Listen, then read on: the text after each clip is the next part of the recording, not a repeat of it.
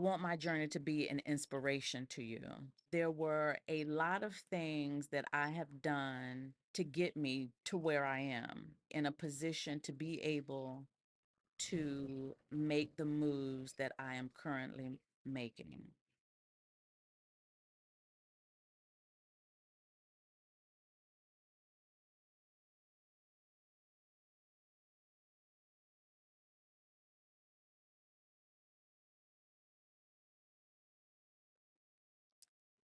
Hello, hello, hello. Good afternoon and greetings from beautiful Sri Lanka. I will turn the camera around shortly so you all can see it. Um, but I wanted to pop on and honor the word that I got this morning, which was do it anyway. It doesn't matter what you look like, what you sound like, just do it. So, a little backstory. I decided to go live first thing this morning for the sunrise that was supposed to happen at 6:01 a.m.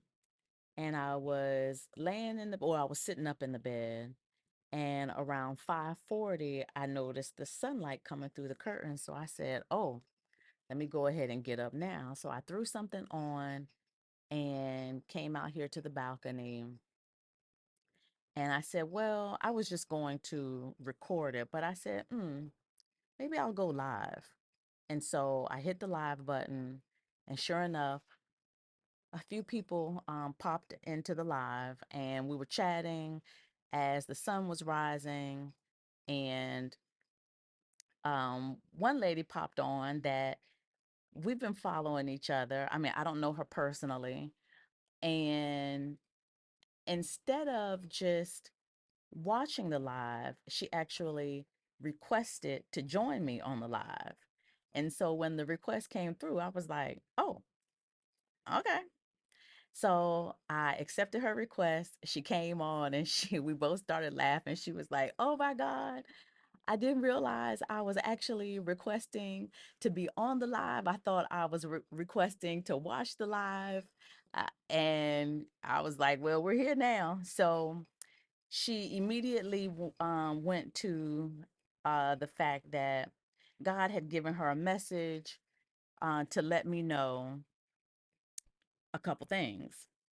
And I was not taken aback for good reason. And that is because before I went to bed last night, I meditated. And the meditation continued while I was sleeping. And it was a meditation about protection and, wait a minute, I don't want to get it wrong, power and protection. And so when she said that, again, like I said, I was not taken aback because of the meditation last night. I just didn't realize it was going to come so quickly, the manifestation of it. So God told her to tell me that my increase is coming, that He loves me, and He doesn't care what I look like, what I sound like, how I move, as long as there's kindness and love in my breath. And I was going to have so much that I would need people to help me keep it all straight. Everyone on the live saw and heard this. Our heads were bowed, our eyes were closed, and I received it. Her name is Temple. But Temple told me this. It was probably right at 6 o'clock this morning. And so, with that being said, Temple is the second person in the last few days to tell me almost the exact same thing. And so I figured I had better get to listening to what's being manifested and brought to my attention. I don't take messages lightly, and therefore I decided to pop on today. In December of 2023, I resigned from the federal government. I'd been working for them in some form or fashion for 23 years. I had already sold my place. I got rid of almost all of my belongings. I sold very little and I bought a one-way ticket to Ghana. And so, again, there were a lot of things that I have done over the years to put me in a position to be here now. But for those of you who have also put yourself in position, I want you to know that you're more than halfway there. It has to be a crescendo, a culmination of life and things and opportunities that make you say, okay, I'm going to go ahead and do it. And for me, everything came to a head on January 1, 2023. And that is when I realized I had all of the pieces. I was just trying to figure out how to make the puzzle make sense. And even though there were things that I thought I needed to do before I took the leap, I had everything that I needed. I'm grateful to Coach Tish for an accountability call we had one Saturday morning. If you know Coach Tish, she tells it like it is. She's not going to steer you wrong, but she's going to give it to you, right? She's going to give it to you, right? Some people's feelings may be hurt, but mine weren't. As she was talking to me, she she literally thought she was telling me something that I didn't know. Everything she was telling me, I had already done. I had all these things already in place. I was already doing them. And it was that morning that I realized there was nothing else that I needed to do to make the leap. I needed to stop trying to figure it out and just do it. It was from that moment that I was like, it shall be done.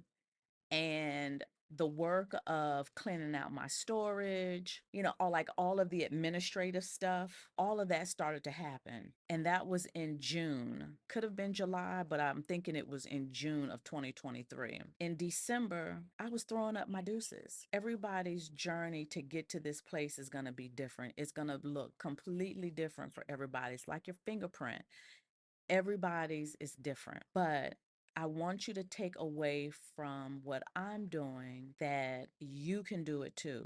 It's going to take a shift of your mindset. It's going to take letting go of some things that may include worldly possessions and perhaps even people. But once you make the once you make the decision that you have everything you need, then the rest of the work is doing what you need to do to get here. A little bit of background: I turned 50 in September of last year. I resigned. I told my supervisor, well, I gave her a heads up that I was going to be leaving December. I thought it was going to be December 10th, but it actually turned out to be December 7th. There were things that had happened in my life that at that point I felt like there was nothing else holding me there. Once I had that phone call with Coach Tish, that, like I said, that was in June. That's when all of the hard work began. Like, I had a storage, I cleaned out the storage. I would go a couple days a week and do some work in the storage, made preparation to consign some of the stuff. I gave a lot of it away to Goodwill, and the rest of it I gave away to a family member. The things that I got rid of at the very last minute, the things that I gave away between June and I would say September. Well, I'll say November. Those were like literally the last of my things. I truly had started decluttering. Ooh, I had truly started decluttering years prior. My friends will tell you I was constantly always getting rid of things. And even though 10 years ago, like, I would talk about traveling, and maybe in the back of my mind, I knew that I was preparing for the future, but I didn't look at it like that. I looked at it like, this is what I'm doing right now. And lo and behold, it just, when the future came, it made it a lot easier. I think mentally, I was slowly preparing myself. It wasn't, I had been telling myself and others, I have friends and ex boyfriends that will tell you now, you were talking about doing this years ago. My first trip to Jamaica, like as an adult, really kind of set the stage for, okay, I really want to travel. I want to do as much of it as I possibly can. So mentally, I feel like I've been preparing for a really, really long time. I'm just looking at my notes here.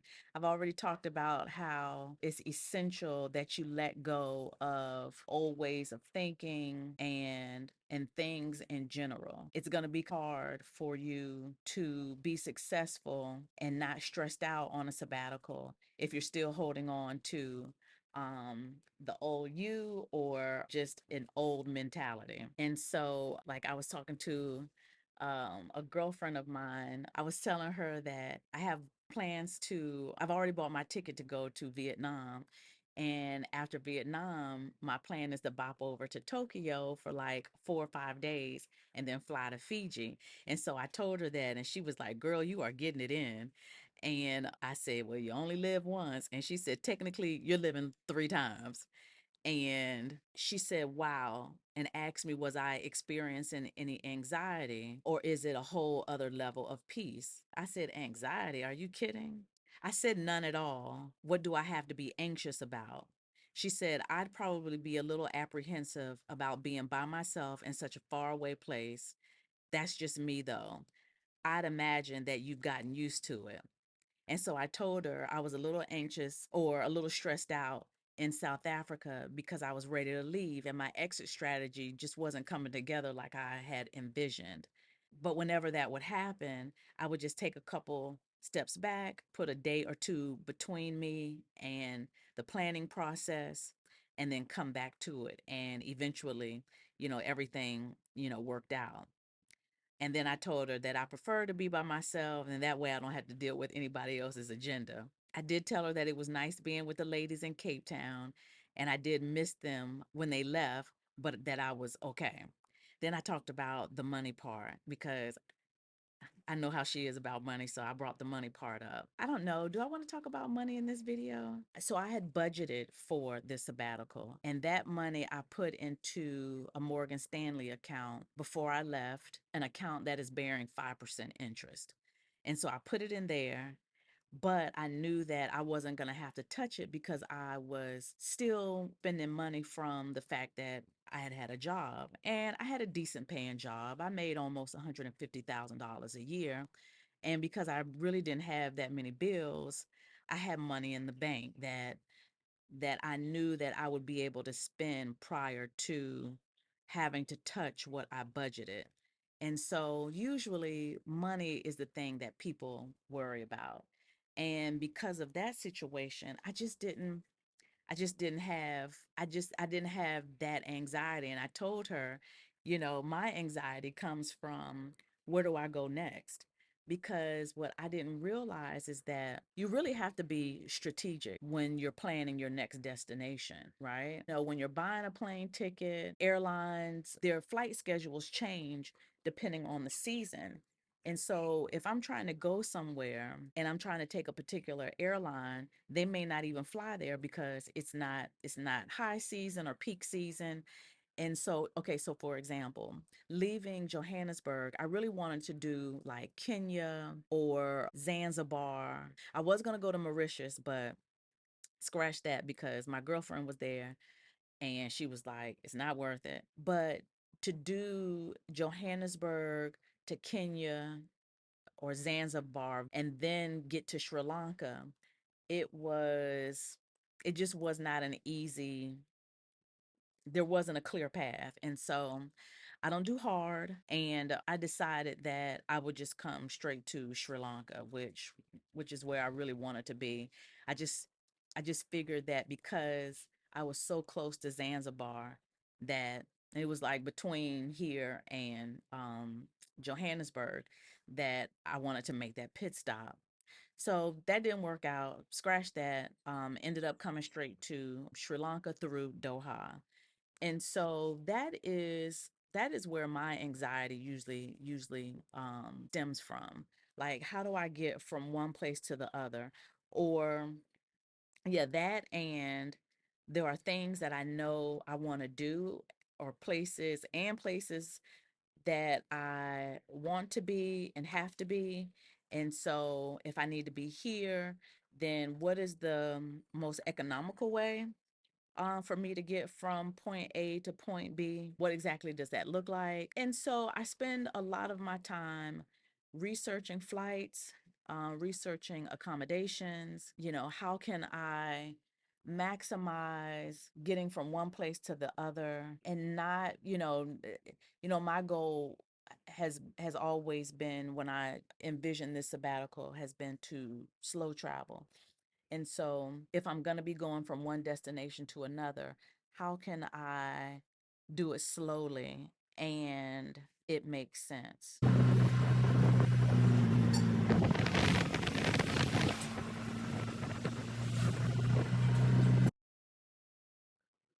Okay, y'all, it's not magic. I did a costume change. So that was this morning. I was hungry after working out. I didn't really eat breakfast. And so I was getting hungry. So I got dressed and went and got something to eat. And now I'm back. I want to just wrap up what I talked about in the video. And that's really just how I got to this point in life. Preparation, knowingly and unbeknownst to me, I was getting my ducks in a row. And when life said it's time to go, I was just about ready. So I say all of that to say I hope I can continue to inspire you all to just fully live out your dream. Like, if this is something that you desire and for some reason you think you can't do it, you're probably already on that path to doing it. And it's okay that you don't know exactly what's going on, because once it does come all together, see, like the pieces of the puzzle are scattered around on the table. But as soon as they start coming together, get you a Coach Tish in your life so she can help you put that thing all the way together. Once you put it together, Connie, you'll be in paradise or wherever you want to be. Your sabbatical can be wherever you want it to be. I just happen to be right now in Sri Lanka. So thanks for watching, and I look forward to chatting with you soon. Bye.